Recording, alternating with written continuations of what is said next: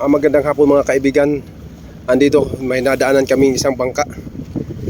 So bibigyan namin to ng pagkain.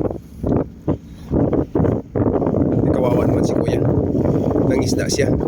Nagutom na siguro yan. Bigyan namin ng pagkain to.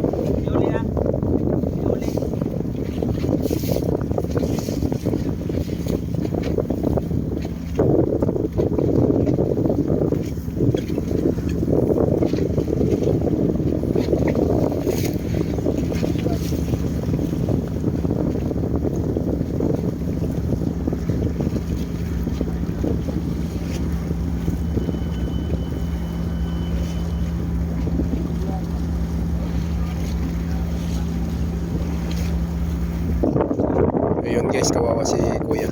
Bibigyan namin ito ng pagkain kasi nagutom na siguro ito. Maghapon ito ng isda dito. Kuya, lapit ka kunti kuya. Nakatali daw sa sano.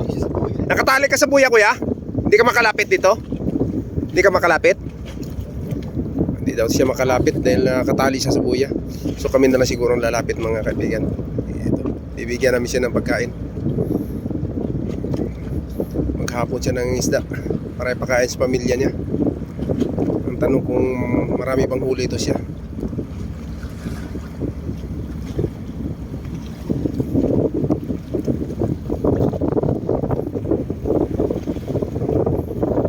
So, abutan natin ang pagkain.